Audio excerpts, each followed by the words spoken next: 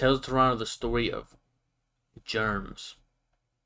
Jermz. Rest in peace to one dude that just passed away. There was a rapper, was it DQ? I think his name is DQ and shit. He got shot in his car while driving or some shit and then wrecked it. That was crazy. I don't know too much about it though. Rest in peace to him. In Canada, 5 to 19-year-old males are more likely to die from firearm injuries than from cancer or from fires, falls, and drowning combined. Them random ass deaths. Cancer's not random, but like fires, falls, and drowning. The fuck? Statistics Canada mortality summary list of causes. Bullshit.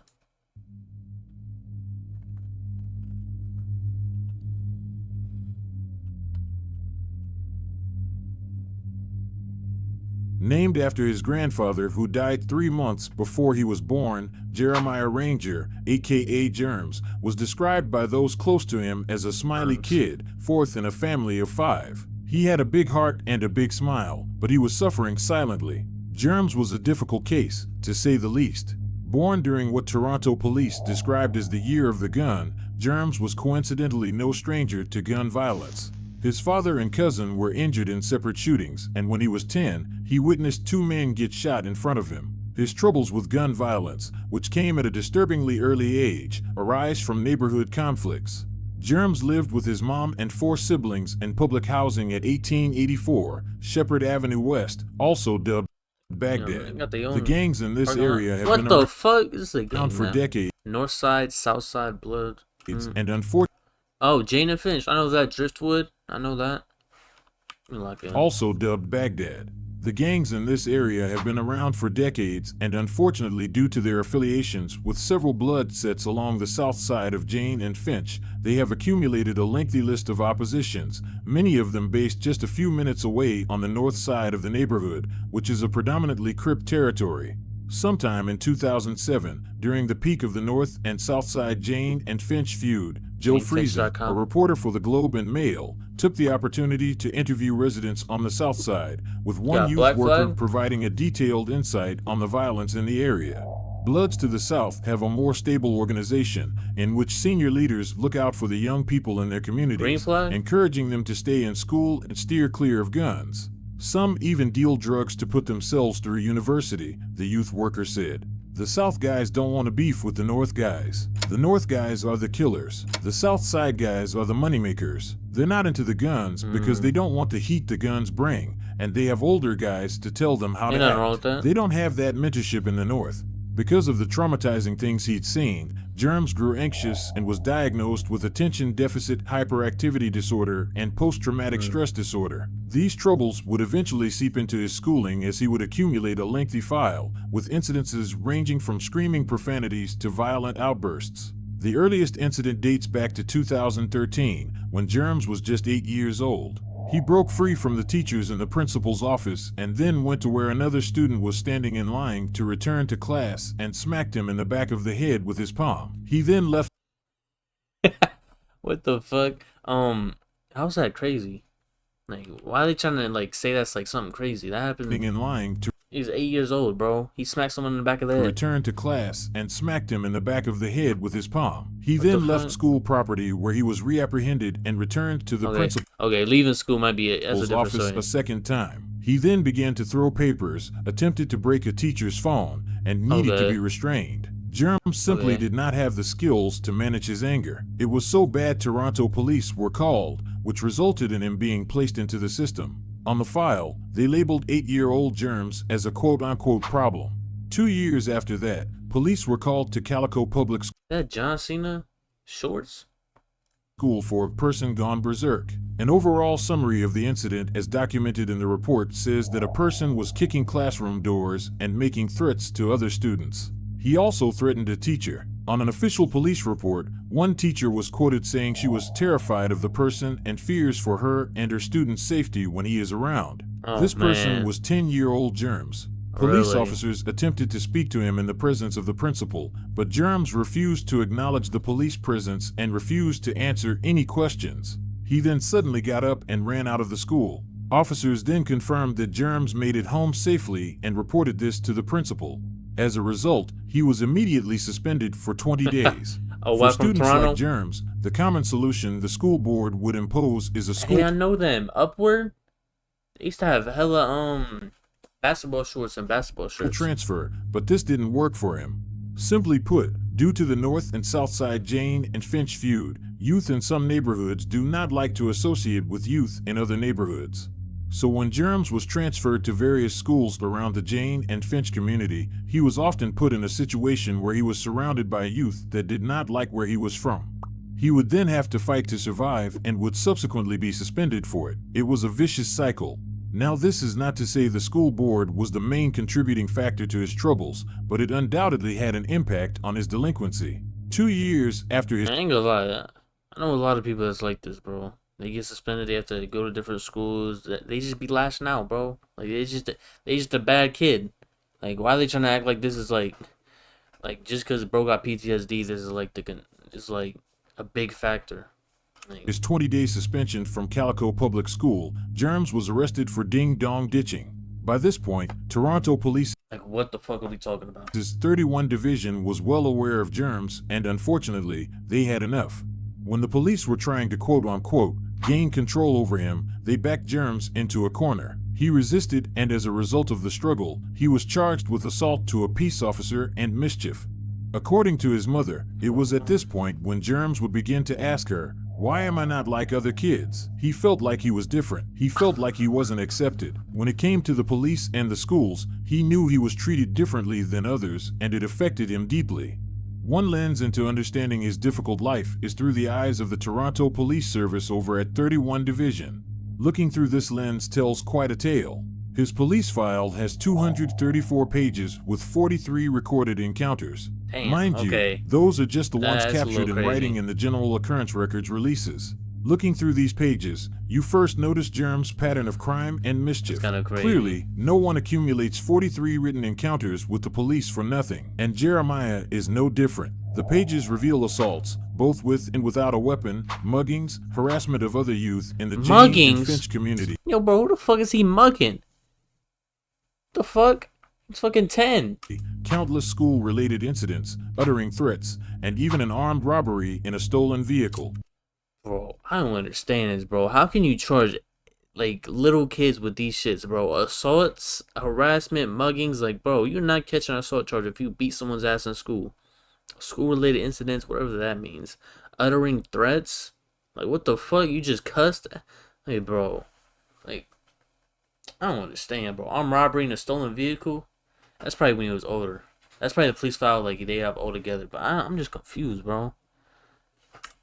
In the first 11 reports, there are repeated references to concerns for his mental and behavioral issues. Some reports indicate that Toronto Children's Aid Society were notified. At one point, the Mobile Crisis Intervention Team was consulted, and they advised the Humber River Regional Hospital of the situation. He had even been briefly apprehended under the Mental Health Act and admitted to the hospital for a short stay. One of the police investigations into Jeremiah's school behavior unfolded over a few months in the fall of 2018. He had been accused of stealing lunch money from a number of students over a period of time throughout 2018. Like, what? Bro getting booked for lunch money? Yo, bro. Jeremiah's school behavior Pack that shit unfolded up. over a few months in the fall of 2018. He had been accused of stealing lunch money from a number of students over a period of time throughout 2018. Jeremiah would ask for their lunch money. If they did not immediately hand over the money, he would threaten them and start counting down from 5 to 1 in order to intimidate them. As a result of the investigation, Jeremiah was formally charged with That's what my mom used to do. Count down from if I get the one, you getting your ass beat, you getting grounded. and appears What to the have fuck? pled guilty to 2 counts of robbery and 1 count of theft under $5,000. Nah, bro. Like, why is bro getting booked for stealing lunch money, bro? What the fuck is this, bro? Is a trial just soft, bro? Is the school just soft? Like, they calling the cops for the littlest shit, bro. Like, what the fuck? How are they catching charges for these low ass, petty ass crimes? Jeremiah did Not even crimes, bro. It's just a kid being a kid. Like, he's a little off. Like, he's doing a little too much, and he's probably got, you feel me, not all the way together up here. But still, a bro. lot of things he shouldn't have, but if you stop reading there, you won't really see Jeremiah. He was different. The seemingly small triggers were huge offenses to him. He could not easily let them go, and once the retaliation sequence had begun, he was compelled to see it through. Jeremiah would drop out of high school after this incident, and thus, his life in the streets began. Bro just left his education right there because the school want to fucking book him for lunch money. For stealing lunch money, bro. Like, what the fuck? 18 months after dropping out of high school. Sunday, April 26, 2020, now 15, Jermz and his friend Agushi Blake arranged a marijuana transaction with 22-year-old Seymour Young using anonymous Instagram accounts. They arranged to meet Mr. Young in a townhouse complex under the pretense that they would purchase an ounce of marijuana from him. However, their intention was to rob him. Seymour Young was born in Brampton and lived there with his parents until he was 8 years old. His childhood was marked by violence. His father was physically abusive to him and his brother. It was so bad, the Children's Aid Society got involved with the family after teachers reported the injuries inflicted on them. His father eventually moved out when he was 8. Fast forward to grade 9, Young dropped out of high school, but was able to secure a job as a roofer. Unfortunately, he lost the job when the COVID-19 pandemic struck in 2020. Young then began selling weed to make ends meet. It is reported that he had been selling weed for only 2 weeks and bought a gun just 1 week before the following incident occurred. At a townhouse in Baghdad, Seymour Young arrived in an SUV driven by his brother Tyler. Seymour was in the front passenger seat while his girlfriend, Hannah Gadet, sat in the rear seat. As their SUV pulled up and stopped, Jermz quickly approached the vehicle, followed a few seconds later by his friend Agushi Blake. Seymour had rolled down the front passenger window of the vehicle in anticipation of conducting the marijuana transaction through the window. Instead, Jermz entered the right rear passenger side of the vehicle, followed by Agushi. Once inside, Jermz produced what turned out this shit is 4K. Ain't no way they did it in front of to be an imitation firearm and made clear his intention to rob the occupants of the vehicle. In response to Jermz brandishing what appeared to be a real firearm, Seymour pulled his own firearm and fired once. Young intentionally aimed low, and as Jermz turned to flee the vehicle, he was hit in the thigh, severing an artery. As he fled the vehicle from the rear passenger door, Jermz stumbled and dropped the imitation firearm. He then got back to his feet and ran a few more meters before collapsing behind the complex's. Fuck. So they were trying to rob him with a fake gun. Bro was 2 weeks into this shit. How to Catch a Body. 2 weeks into fucking selling weed after buying a gun after the first week. Nah. His garbage bin. Then, moments after the SUV pulled and dropped the imitation firearm, he then got back to his feet and ran a few more meters before collapsing behind the complex's garbage bin. Then, moments after the SUV drives off, it is reported Agushi, after initially running away from the scene, returned and retrieved the imitation firearm, hid it about 500 meters away, then fled the scene. Why you do that? After collapsing, Jermz was rushed to the hospital, where he succumbed to his who did it? Returned and retrieved. Wait, Agushi? Was that the person? That was the person Jermz was with. Okay. The imitation firearm. I thought that was the dude in the car. I was like, why you hop out? Hid it about 500 meters away, then fled the scene. After collapsing, Jermz was rushed to the hospital. No walk down, this a bullshit video. Yo, bro, he was acting in self-defense. This ain't fucking Philadelphia. What the fuck? This ain't Philadelphia. This ain't a third world country like Philly is. What the fuck? And not everybody gotta get walked down. It's not even his op, on God. You just trying to make some bread. God damn, not everybody gotta get walked down in this shit. Like, bro died off a fucking leg shot. Then fled. He wasn't even trying to kill him. After collapsing, Jermz was rushed to the hospital, where he succumbed to his injury. That's crazy. Turning next to the shooting death of a 15-year-old boy. Tonight, 3 people are facing. He was 15? God damn. I know he dropped out, but they didn't even give me a timeline of how old he was or anything. Yeah, rest in peace, bro, but like, you trying to ride a plug with a fake gun, and y'all too deep? I ain't gonna lie. That's your own fault. Charges in the death of Jeremiah Ranger. One of the suspects, a young woman, turning herself in this morning. Toronto police were able to quickly identify Seymour, his brother and girlfriend, as the occupants of the SUV at the time of the shooting, and on May 2nd, they announced Tyler Young was arrested and charged. Hannah Gadet and Seymour Young were arrested and charged 2 days later when they surrendered to police. Fast forward 2 years, trial would That's the girlfriend? Oh no. begin. Seymour Young's original charge of second-degree murder would be reduced to manslaughter, while his brother and girlfriend would be cleared of all charges. Although he expressed remorse for his actions, Young was sentenced to 5 years in prison and given a lifetime firearms ban. Lifetime firearms ban, nice. So I'm guessing it was a fake gun, or not a fake gun, but it was like unregistered and shit. But still, bro, that's not his fault. That's not his fault. 5 years is, man, that's a long time for that shit. With credit for pre-sentence custody, he will be released in May of 2024. After the passing of Jermz, a memorial was set up just meters away from where he passed, but due to his affiliations, it has been the target of constant vandalism and even shootings. Oh, they kicking candles? This was one of 5 shootings between Saturday evening and Sunday morning in the city. A 27 and 28-year-old man have been arrested after a shooting in North York last night. 2 others were injured in the shooting that happened outside a townhouse complex near Shepherd and Yates Castle around 8:30 p.m. Then at 9:18 p.m., police received a call to Steeles Avenue West and Tangreen Court west of... Oh yeah, I remember when Doovie got shot. Young. Yeah. Jermz friend and prominent rapper Doovie was one of the victims. Yeah, I remember that. Of a man shot in the leg. There are also reports of a shooting at Flemington Road and Amaranth Court near Allen and Lawrence. Police say 7 shots were fired at a brown Mercedes-Benz. Police say they're looking for a shiny black SUV with tinted windows. And there were reports of shots fired on Wilson Heights Boulevard.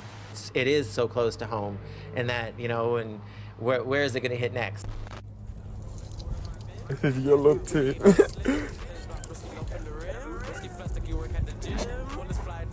Nah, kicking candles is one thing. Pissing on them?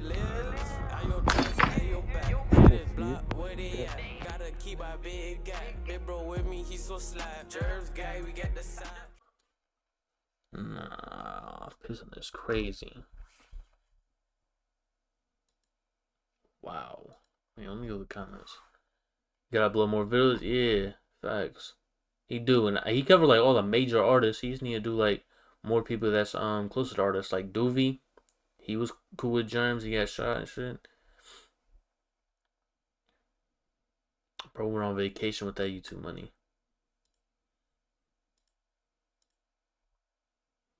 Man, we've usually got 2 million.